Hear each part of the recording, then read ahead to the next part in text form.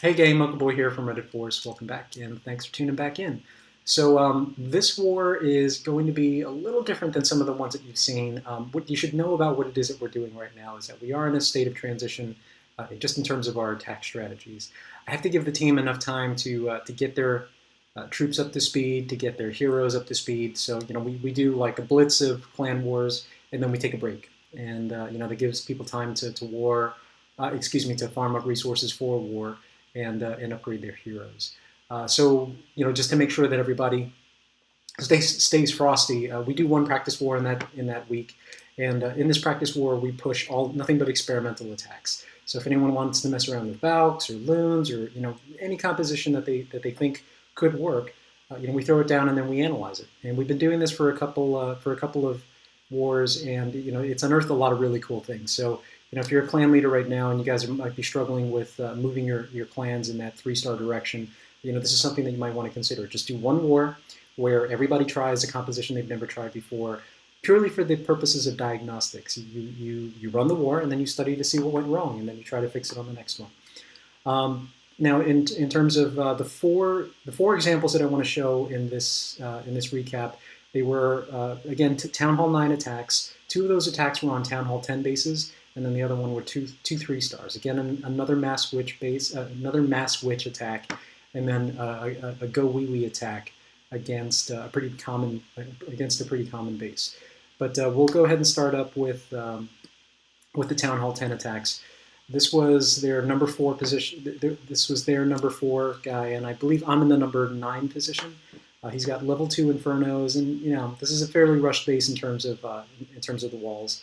So the troops are not going to have too much trouble getting into this base, but there is the specter of this Inferno and how to deal with it. So what I ended up going in with was a Golem, P.E.K.K.A, Valkyrie mix and combination, plus a lot of minions to clean up these outside buildings. Because this is a tip for all of you guys designing bases. If you're going to leave structures out here, make sure that they're defended from the air. And that means really paying attention to where your archer tower placements are, because this is all free percentage here. One minion will wipe out pretty much that entire corner. So the plan here was to come in through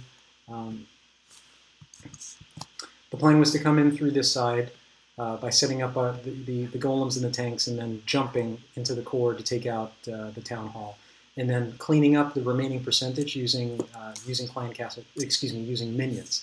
So this is an important step to remember when you're planning your attacks. Is number one, you have to get to the core to take out the town hall, but then after that you have to start thinking about how are you going to get to 50%. So let's take a look at that replay, and I'll just walk along as we go through. So let's cover the composition here first. I went in with, I kind of hemmed and hawed about what to do about that 3rd golem. In the end, I decided to just go with 2, and it ended up working out just fine. Because this was kind of a spearhead attack, and that was just punching through one wall, punching through another, getting to the core, and then work on getting the rest of the 50%. You can go a little light on the tanking. So now, one of the things that I want you to pay attention to as you're looking through this is watch how long the Valks stay up. These Valks are only at level 3, and there's only about 9 of them, but if you remember, the Inferno can only target about 5 troops at the same time. So that leaves the other 4 to go and pretty much wreak havoc. But the other nice thing is when these are set to disco ball, it's a multi-target, that's only about 60 or so DPS. And these things, the Valks have 1,100 hit points. If you do the math, it works out to be something like, I don't know, with nothing else shooting at them, they can actually stay up for about 15 seconds, which is an eternity in Clan Wars. So just watch how long they last. They actually do last long enough to take out all of these defenses, hop into the core, and then take out that Inferno. So just to set things up, I have the golems pulling in to just drawing fire from all of the defenses. That gives your wall breakers time to go in and start making openings. Unfortunately, this guy had planned for that, so I lost 1 wall breaker there. I should have sent 3. At this point, setting up the funnel just to make sure that there's no distractions above or below that's going to take my troops out. And I start sprinkling in the Valks to take out some of those buildings. And these are high hit point buildings, so you need a little bit extra. 1 wizard's not going to cut it, so I sprinkled in pretty much a mix of everything. But the openings are already good to go. The golems are in there doing their job, tanking for the DPS, waiting to get in. I sent in a few more wall breakers, but they didn't really make a difference at that point. And I only took one P.E.K.K.A. on this raid, and that was completely fine. And this was one of my own. If I had had space, or if there was a level 5 P.E.K.K.A. available, I definitely would have taken that instead, and then just supplied my own witches and Valks and whatever else. So at this point, everything is starting to pour into the core of the base. Let's zoom in here. And the beauty here is that 1, 2, 3. Okay, so there's five troops being targeted right now, and that leaves the other, I don't know, 15 or 20 troops to go in and just basically destroy everything. I did not pre-pull the clan castle because I couldn't get a clean pull for that, but it didn't matter. So I ended up bringing one lightning spell, like one of every spell. So that was a rage, a heal, a jump. That heal was just a little bit too early. I should have waited till the Inferno Tower went down and then healed everything. Because, as you know, troops can't be healed. Infernos stop the healing effect. So at that point, the troops are taking advantage of the jump. Everything is starting to pull a U-turn back into the core of the base, and the Town Hall goes down. And again, that's just a level 10 barbarian. Barbarian King, and then I've got the Queen as backup. She takes one shot at it, and it goes down once this expo goes down. But if ever there was if you're hemming and hawing about upgrading that Queen, get her to 20. I mean, she is just beefy at 20. So once the Town Hall's down, that's pretty much it. And I start sprinkling in minions around the rest of the base to take down those extra percentages. Now, to be perfectly fair, this wasn't a very good base, but really that was just to showcase one way to use the Valks. There's something that I want to experiment with a lot more as I go on, but I was actually pleasantly surprised at how long they stayed up. Part of the issue with attacking certain types of bases is how long it's going to take for them to process those outside trash buildings before they get into the Inferno. And you really need a mix of a lot of different types of troops, some to run interference, some to distract. But all in all, what it came down to was bringing one of every spell, a rage, a lightning, a jump, and a heal, and then just using them all at the right time. And then cleaning up with the minions. So that was that. And that went on for 2 stars with a nice margin. The next one was, again, another Town Hall 8 attack. And this was one of mine. So taking a look at this base, again, not a very good base, and there's a lot to capitalize on here. Namely, everything is enclosed in these pockets. The clan castle is easily triggerable from the outside, so I used the distract and attack method to send in giants plus hogs to take out these defenses, plus trigger the bombs, and then pull out the clan castle, and then kind of a mini GoWiWi to go in there. Now, one of the nice things about the way that these are all configured is that Valks really are fantastic at taking out clumps of buildings. So when you see this, when you see that all these buildings are just literally bumped up against each other, this is a perfect target for a Valkyrie, because they'll go in and for the cost of 1 Valk take out 4 buildings, or the 2 Valks take out 4 buildings. So the plan here was to lure, dispatch, and then attack from this corner with a jump right into the core, and soak up some free percentages on the corners with a few archers. So let's watch that pan out. Now this was a pretty straightforward raid, and again the big indicator here was the clumped up targets. Now one of the things that I did here was I distracted with a barbarian and then dropped my wall breakers. So that's always helpful for making sure that they get through for 5 troop space. And did the same thing up here. And now that those are open, that gives me a clear run into those pockets.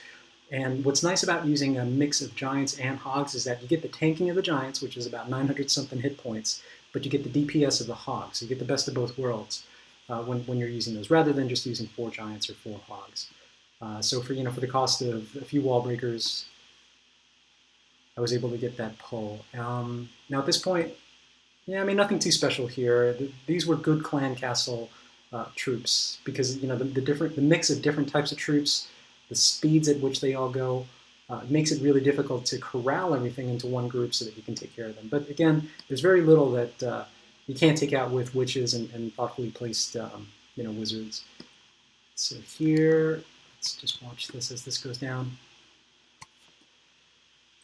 Again, the witches are doing their thing. I drop my heroes just to make sure that they've got enough tanking. I do end up sending my Valks, but they redirect to take out what's left of that clan castle, then start heading straight back into the core of the base. Now, one of the other things here that I want to point out is you got to make sure to take out those distractions. I did not expect these troops to go kind of around the corner, but because of the way that the clan castle deployed and where I ended up taking them out, really couldn't do anything about that. But it ended up not being that big of a deal. So the Valks are down. They pretty much shrug off big bombs. That jumps down. Everything is in the core. Both of the Inferno Towers are locked on all of the high hit point troops, and that leaves this one wizard free to go in there and just beat down on that town hall. Plus that Max P.E.K.K.A. in the core is just that absolutely thrashing stuff. And at this point, it's just a matter of cleanup. And I've got a witch, a bunch of wizards, as well as the AQ taking out the entire half of the base. And again, it wasn't a very good base design because really all you have to do is clean out 3 pockets and then you would have gotten your 50%. So there's one other strategy using Valks. Now the next raid was a 3-star raid from Raisin. And Raisin decided to hit, she decided to hit this base with another Mass Witch attack. So if you guys had watched the last Mass Witch attack and thought, oh, what kind of skill is that? You could do that anywhere. Really, there was a lot of thought and planning that went into this, and I mean, it might have seemed like a spammy type attack, but it was anything but. There were a lot of advanced tactics that were playing out as the raid was developing. But the key indicator here for knowing that something like this will work is this. Notice this outside ring is almost completely is actually uninterrupted. So this is a completely open ring. This makes it perfect for a Mass Witch raid because they don't have anything to stop them from running the ring. And then the only thing that is the real enemy of a Mass Witch raid is splash defenses. So when you're looking at a base, and what drew us to this base and deploying a Mass Witch attack for this was this. These mortars were in the core, and you could take these out with just a few lightnings. I think it was 3 lightning bolts, and then we saved the 4th slot for a jump. And then the attack would come in from the left. One would go high, one would go low, and then everything would just run through the base. But that jump would get the Mass Witches into the core, and then it would be game over once the rest of those defenses were down. So let's watch this pan out. Now the things I want you to pay attention to. So that's 3 lightning bolts. 1, 2, 3. Those mortars are down. 13 witches down. She's got 1 jump left, and she's saving her heroes to make sure. At this point, she's watching and waiting to see where they break. And this part's important because if they break high and you want to direct them in, that's where you deploy your heroes. So at this point, she's got CC hogs, and notice where she sends them in. She sends them in towards this concentration of splash defenses. You got to take these out. Those are the biggest threat to your witches. But once they're down, they push that group of witches back on track, moving into the core. She's got this jump down, which connects up. I think it's like 4 different pockets, and she's in the core. So you've got the queen plus a tank up on the top. You've got the BK on the bottom, just running the ring. And then what's really incredible about the way that this strategy works is that each one of the level 2 witches generates 8 skeletons. So you're thinking 10. If you're working with 10 witches, that's 80 skeletons running the ring at any given point in time. And as long as you can keep your witches alive and away from splash defenses, they will keep generating those skeletons until they hit the end of the base. So it was pretty incredible to see this. So just in case you thought that first one was a fluke, it was anything but. She was able to go in and 3-star this base with that attack. And then the last one that we're going to cover is again another 3-star attack using a GoWiWi. This is a pretty popular base. I forget what the name of it is, but again, it is a hog ring with one defect here, and that's this archer tower here. that connects the outer ring of defenses with the inner ring of defenses. Because of that, you probably could hog a base like this using this structural defect as your ingress point into the core. But she chose to use GoWiWi, and her attack came in from the left. Now again, think about the raid from before. We're looking for an uninterrupted path around the ring, and in this point, there's only 2 walls that really separate this outside ring. So if you take out this wall here, you have pretty much an uninterrupted path around the base and into the core of the base using your tactics. So she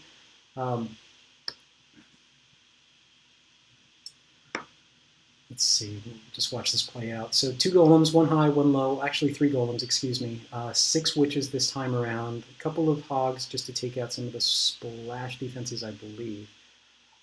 This is just a straight up GoWiWi raid, 1 of each spell with the golem and the CC. The jumps down in that corner just to give the troops a path into the core of the base. That 1 lightning is down to take care of the clan castle troops, and then the witches are enough to take out what's left of the clan castle. And then a rage in the core, a heal to recharge everything after the clan castle's down. And then after that, it is just a matter of watching the troops run the ring. Now, ideally, there would have been 1 golem and a fire team going high, but there was so much DPS left over that this team here was able to run the entire outside of the ring and finish taking it out. So witches, wizards, tanks, all kinds of fun stuff. That was enough to. This one was a close one, but that was enough to take out that outer ring of defenses and walk them around the base. So another thing just to consider, that was a 6 witch raid with 3 golems, and then a couple of hogs sprinkled in just to take down some of the key defenses. That'll be a big problem for an attack like this. But yeah, that was it. 3-star raid. And looking forward to more of those as we proceed on in Clan Wars. So yeah, the big TLDR there is, understand where to use those Valks. They're not entirely useless. You just have to know how to work with them and what bases will be susceptible to them. And mass witches, wow, who knew? Anyway, I hope you thought that was helpful. If we're going to be starting up our war cycle up again next week, and hopefully have some interesting stuff to show. But for right now, everybody's on break, relaxing and farming, and yeah, we'll see you next week. Thanks, and see you on the next.